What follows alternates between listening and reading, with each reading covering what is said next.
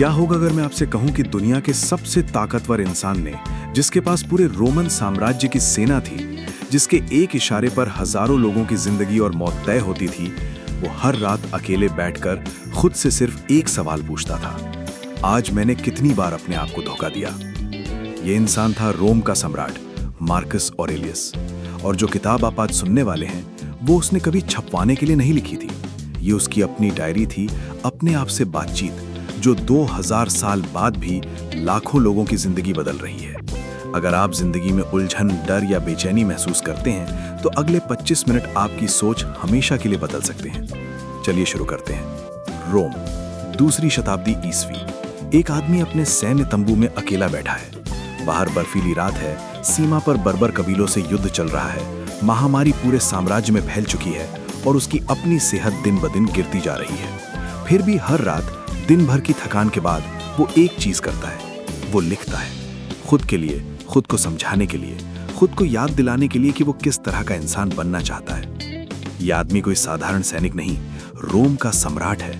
लेकिन जो शब्द वो लिखता है, उनमें कोई शाही घमंड नहीं, कोई ताकत का नशा नहीं, बल्कि एक आम इंसान की तरह डर, थकान, शक और सवाल हैं। यही किताब आगे चलकर दुनिया में मेडिटेशंस के नाम से जानी जाती है और आज भी दुनिया के सबसे बड़े लीडर्स, खिलाड़ी और उद्यमी इसे अपनी सबसे प्रिय किताब बताते हैं। पर सवाल ये है, आखिर एक सम्राट को, जिसके पास दुनिया की हर सुख सुविधा थी, खुद से इतनी गहराई से बात करने की जरूरत क्यों पड़ी? इसका जवाब समझने के लिए हमें थोड़ा पीछे जाना होगा। मार्कस ऑरेलियस का जन्म 121 ईस्वी में रोम के एक कुलीन परिवार में हुआ था।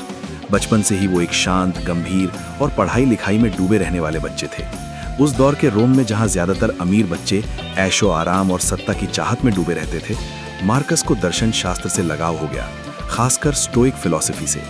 स्टोइक विचारधारा सिखाती थी कि असली ताकत बाहरी हालात पर काबू पाने में नहीं, बल्कि अपने भीतर के विचारों और प्रतिक्रियाओं पर काबू पाने में है। 12 साल की उम्र में ही मार्कस ने एक दार्शनिक जैसा जीवन जीना शुरू कर दिया था।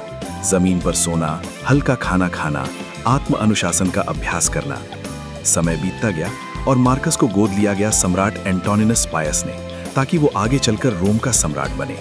ये कोई आसान जिम्मेदारी नहीं थी। जब 1661 ईस्वी में मार्कस सम्राट बने, तब रोमन साम्राज्य अपने सबसे मुश्किल दौर से गुजर रहा था।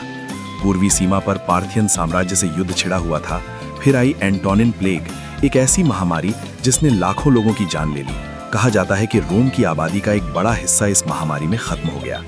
उसके बाद उत्तर से जर्मन कबीलों का हमला शुरू हो गया और मार्कस को अपनी बाकी की जिंदगी का ज्यादातर हिस्सा युद्ध के मैदान में, सीमा पर, तंबुओं में गुजारना पड़ा। यही वो हालात थे जिनमें मार्कस ने मेडिटेशंस लिखी। ये कोई आरामदायक महल में बैठकर लिखी गई फिलॉसफी की किताब नहीं थी। ये एक ऐसे इंसान के शब्द थे जो हर दिन मौत, बीमारी, विश्वासघात और थकान का सामना कर रहा था और खुद को टूटने से बचाने के लिए लिख रहा था।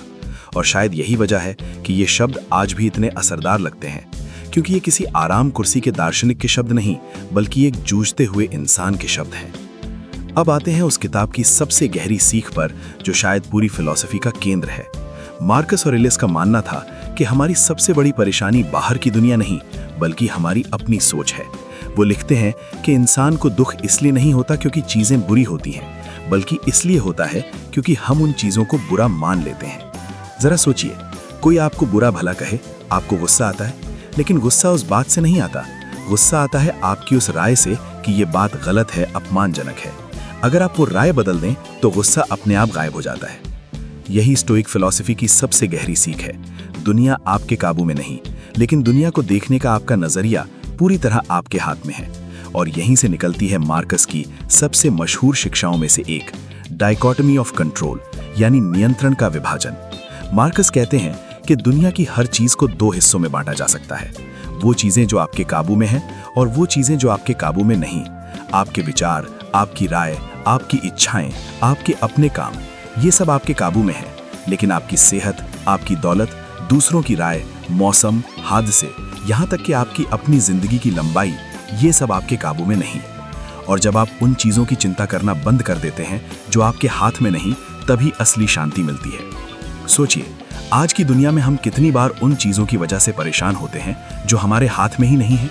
सोशल मीडिया पर किसी अजनबी का कमेंट, ट्रैफिक जैम, मौसम की खराबी किसी और की सफलता। मार्कस कहते, इन पर अपनी ऊर्जा क्यों बर्बाद करते हो? इन पर तुम्हारा कोई जोर नहीं। अपनी ऊर्जा वहां लगाओ जहां तुम्हारा नियंत्रण है, अपने विचारों पर, अपने कामों पर, अपने रवैये पर। मार्कस हर सुबह उठते ही खुद को एक चेतावनी देते थे। किताब की शुरुआत में ही वो लिखते हैं, आज सुबह उठो तो खुद से कह दो, आज मुझे ऐसे लोग मिलेंगे जो दखल अंदाजी करेंगे, नाशुक्रे होंगे, बेईमान होंगे, जलने वाले होंगे, स्वार्थी होंगे। लेकिन ये कोई निराशा की बात नहीं थी, ये तैयारी थी। जैसे एक योद्धा युद्ध में जाने से पहले जानता है कि उसे चोट लग सकती है, वैसे ही मार्कस दिन शुरू करने से पहले जानते थे कि दुनिया परफेक्ट नहीं है।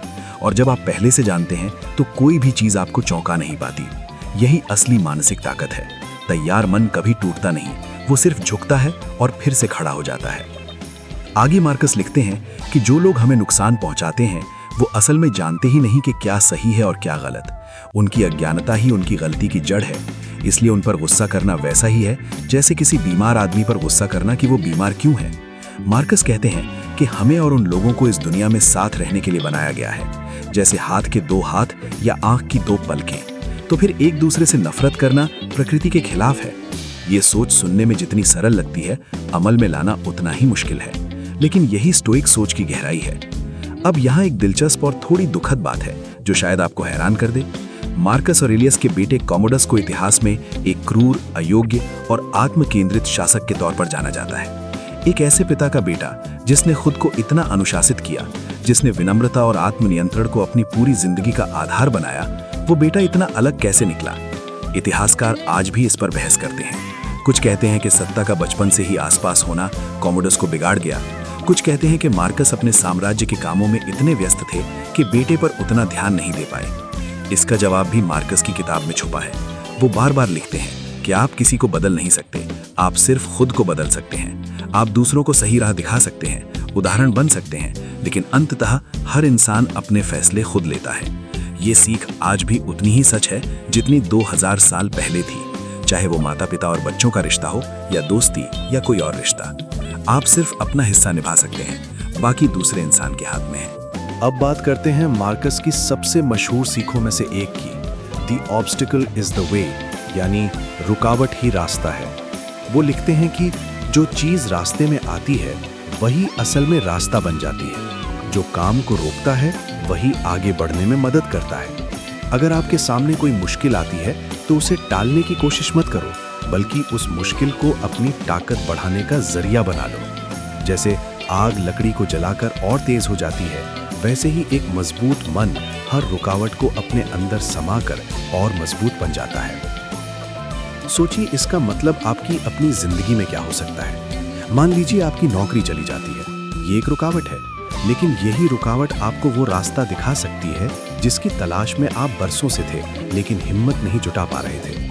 मान लीजिए किसी रिश्ते में धोखा मिलता है, ये दर्द देता है, लेकिन यही दर्द आपको सिखाता है कि खुद से प्यार करना, खुद पर भरोसा करना कितना जरूरी है। मार्कस यही कहना चाहते हैं, मुश्किलें हमें तोड़ने के लिए नहीं आती, वो हमें आकार देने के लिए आती हैं, जैसे तराशने वाला पत्थर को तराशता है। अब बात करते हैं एक ऐसे विषय की जिससे ज्यादातर लोग बचना चाहते हैं, मौत। मार्कस बार बार मौत के बारे में लिखते हैं, लेकिन डरावने अंदाज में नहीं, बल्कि एक याद दिलाने वाले, लगभग शांत करने वाले अंदाज में। वो कहते हैं, तुम कल मर सकते हो, ये सोचकर बोलो और काम करो। ये सुनने में उदास लग सकता है, लेकिन असल में ये सबसे बड़ी आज़ादी है। जब आप जानते हैं कि वक्त सीमित है, तो आप छोटी छोटी बेकार की बातों में उलझना बंद कर देते हैं। आप उन लोगों से नाराजगी रखना बंद कर देते हैं जो आपके लायक नहीं। आप वो काम टालना बंद कर देते हैं जो आपके दिल के करीब है। मार्कस ये भी लिखते हैं कि सिकंदर महान और उसका खच्चर हाँकने वाला नौकर दोनों आखिर में मिट्टी में मिल गए। दोनों की हड्डियां, दोनों की राख प्रकृति में एक जैसी घुल गईं। इतिहास के सबसे बड़े राजा और सबसे साधारण इंसान का अंत एक जैसा ही होता है। तो फिर घमंड किस बात का? नाम, शोहरत, ताकत, सब कुछ एक दिन भुला दिया जाएगा। मार्कस लिखते हैं कि 100 साल बाद कोई नहीं जानेगा कि आप कौन थे, चाहे आप आज कितने भी मशहूर क्यों ना हो। लेकिन इसका मतलब ये नहीं कि जिंदगी बेकार है। इसका मतलब है कि हमें छोटी सोच छोड़कर हर पल को ईमानदारी और नेकी से जीना चाहिए, बिना ये सोचे कि लोग याद रखेंगे या नहीं। मौत की याद जिंदगी को सबसे ज्यादा कीमती बना देती है। मार्कस ऑरेलियस समय को लेकर भी बहुत गहराई से सोचते थे। वो लिखते हैं कि इंसान की जिंदगी एक बूंद पानी की तरह है जो अनंत समय के सागर में गिरती है और गायब हो जाती है। पूरी मानव सभ्यता के इतिहास के सामने हमारी अपनी जिंदगी बस एक पल भर की है। लेकिन मार्कस इस सोच से डरने के बजाय इससे आज़ाद हो जाते हैं। वो कहते हैं कि जब आप जानते हैं कि आपका वक्त सीमित है तो हर पल की कीमत बढ़ जाती है। आप उस पल को बर्बाद नहीं करना चाहते जो आपके पास है। एक दिलचस्प चीज ये भी है कि मार्कस अक्सर प्रकृति की मिसाल देते हैं। वो कहते हैं कि एक अंगूर की बेल फल देकर कुछ नहीं मांगती, एक घोड़ा दौड़कर तारीफ नहीं चाहता, एक मधुमक्खी शहद बनाकर इनाम की उम्मीद नहीं रखती, एक नदी बहती है बिना ये सोचे कि कोई उसकी तारीफ करेगा या नहीं। इंसान को भी नेकी ऐसे ही करनी चाहिए, बिना किसी बदले की उम्मीद के, बिना तारीफ की चाहत के, सिर्फ इसलिए कि यही सही काम है, यही इंसान की असली प्रकृति है। ये बात आज की दुनिया में और भी गहरी लगती है, जहां हम अक्सर अपने अच्छे काम भी दिखावे के लिए करते हैं, सोशल मीडिया पर लाइक और तारीफ पाने के लिए। मार्कस कहते, अगर तुमने किसी की मदद की और बदले में तारीफ चाहते हो तो तुमने असल में मदद नहीं की, तुमने एक सौदा किया। असली भलाई वो है जो चुपचाप, बिना किसी दिखावे के, बिना किसी उम्मीद के की जाए। मार्कस की एक और गहरी सीख है जो शायद सबसे मुश्किल है, दूसरों की गलतियों को माफ करना और गुस्से पर काबू पाना। वो लिखते हैं कि गुस्सा इंसान को कमजोर बना देता है, जबकि धैर्य और समझ इंसान को असली ताकतवर बनाते हैं। वो एक जगह लिखते हैं कि जब कोई आपको गुस्सा दिलाए तो सोचिए कि क्या वो इंसान अपनी मर्जी से बुरा बना है या फिर उसकी परवरिश, उसके हालात, उसकी अज्ञानता ने उसे ऐसा बनाया है। जब आप ये समझ जाते हैं, गुस्सा खुद ब खुद कम हो जाता है और उसकी जगह करुणा ले लेती है। मार्कस ये भी मानते थे कि हमारा दिमाग हमारा सबसे बड़ा हथियार भी है और सबसे बड़ी कमजोरी भी। वो लिखते हैं, तुम्हारी जिंदगी वैसी बनती है जैसे तुम्हारे विचार होते हैं। अगर आप शिकायत से भरे विचार रखेंगे तो जिंदगी शिकायत भरी लगेगी। अगर आप शुक्रगुजार और शांत विचार रखेंगे तो वही जिंदगी शांति से भर जाएगी। बाहर कुछ नहीं बदलता, सिर्फ भीतर की नजर बदलती है। यही वजह है कि दो इंसान एक जैसी परिस्थिति में रहकर भी बिल्कुल अलग अनुभव कर सकते हैं। एक शिकायत करता है, दूसरा शुक्रगुजार रहता है। फर्क हालात में नहीं, नजरिए में है। अब एक बहुत ही व्यावहारिक सीख की बात करते हैं जो मार्कस बार बार दोहराते हैं, वर्तमान में जीना। वो लिखते हैं कि इंसान सिर्फ वर्तमान का मालिक होता है, न भूतकाल का, न भविष्य का। भूतकाल या चुका है, उसे बदला नहीं जा सकता। भविष्य अभी आया नहीं, उस पर भरोसा नहीं किया जा सकता। तो फिर हमारी सारी ताकत, सारा ध्यान इसी पल पर होना चाहिए। मार्कस कहते हैं कि जो इंसान अतीत के पछतावे और भविष्य की चिंता में डूबा रहता है, वो असल में अपनी असली जिंदगी को जीने से चूक जाता है, यानी इस पल को। मार्कस एक और गहरी बात कहते हैं जो आज की दुनिया के लिए एक चेतावनी जैसी लगती है। वो कहते हैं कि इंसान अक्सर ग्रामीण इलाकों में, पहाड़ों में, समुद्र के किनारे शांति ढूंढने जाता है, ये सोचकर कि वहां जाकर उसे सुकून मिलेगा। लेकिन मार्कस कहते हैं कि असली शांति कहीं बाहर नहीं मिलती, वो हमेशा हमारे भीतर होती है। इंसान कहीं भी जाकर उतनी शांति नहीं पा सकता जितनी अपने ही मन के भीतर पा सकता है। यानी अगर आपका मन अशांत है तो चाहे आप दुनिया के सबसे खूबसूरत समुद्र के किनारे बैठे हों, वो शांति नहीं दे पाएगा। और अगर आपका मन शांत है तो चाहे आप कितनी भी अफरा तफरी वाली जगह पर हों, आप भीतर से स्थिर रह सकते हैं। अब एक और दिलचस्प विषय पर आते हैं, मार्कस की सोच दूसरों की राय को लेकर। वो लिखते हैं कि हम अक्सर इसलिए दुखी रहते हैं क्योंकि हमें फिक्र रहती है कि लोग हमारे बारे में क्या सोचेंगे। मार्कस कहते हैं, जब तुम किसी की राय की परवाह करते हो, जरा सोचो कि वो इंसान खुद अपने बारे में कैसे विचार रखता है, उसका अपना दिमाग कितना उलझा हुआ है। यानी जिनकी राय की हम इतनी परवाह करते हैं, वो खुद अपनी जिंदगी में उलझे हुए हैं, अपनी समस्याओं से जूझ रहे हैं, तो फिर उनकी राय को इतनी अहमियत क्यों देना। मार्कस एक सैनिक और शासक होने के बावजूद बेहद विनम्र इंसान थे। वो अपने आप को बार बार याद दिलाते थे कि सत्ता, शोहरत और ताकत असल में कुछ नहीं है, बस बुलबुले हैं जो कभी भी फूट सकते हैं। वो लिखते हैं, जल्द ही तुम राख और हड्डी बन जाओगे, बस एक नाम, या शायद नाम भी नहीं, क्योंकि नाम भी सिर्फ आवाज और गूंज है। ये सोचना शुरुआत में डरावना लग सकता है, लेकिन असल में ये इंसान को विनम्र और जमीन से जुड़ा बनाए रखता है। चलिए अब बात करते हैं कि आखिर आज 2000 साल बाद ये किताब इतनी लोकप्रिय क्यों है। बिल क्लिंटन, नेल्सन मंडेला जैसे नेताओं ने इस किताब को अपनी पसंदीदा किताबों में गिना है। कई बड़े खिलाड़ी, उद्योगपति और सैन्य अधिकारी इसे अपने रोजमर्रा के जीवन का हिस्सा बनाते हैं। इसकी वजह यह है कि इंसान की सबसे गहरी उलझनें कभी नहीं बदलती। डर, गुस्सा, तुलना, मौत का खौफ, दूसरों की राय की परवाह, असफलता का डर।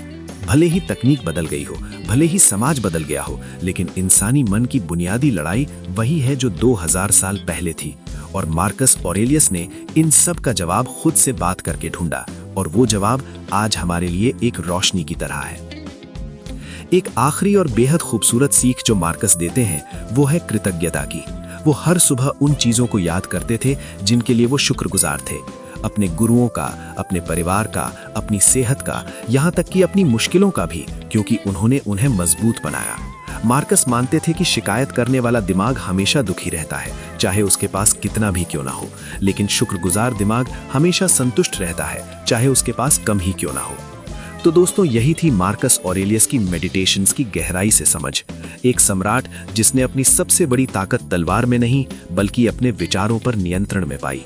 एक इंसान जिसने युद्ध, बीमारी, विश्वासघात और थकान के बीच भी खुद को टूटने नहीं दिया, क्योंकि उसने अपने मन को अपने काबू में रखना सीख लिया था। अगर आज की इस बात से आपको सुकून मिला हो, कुछ सीखने को मिला हो, तो वीडियो को लाइक करना ना भूलिएगा और चैनल को सब्सक्राइब कर लीजिए ताकि दुनिया की ऐसी गहरी और असली सीखें आप तक हमेशा पहुंचती रहे। कमेंट में बताइए कि मार्कस ऑरेलियस की कौन सी सीख आपको सबसे ज्यादा छू गई। मिलते हैं अगली वीडियो में, तब तक के लिए ख्याल रखिए और खुद से यही सवाल पूछते रहिए कि आज मैंने अपने आप को कितनी बार धोखा दिया।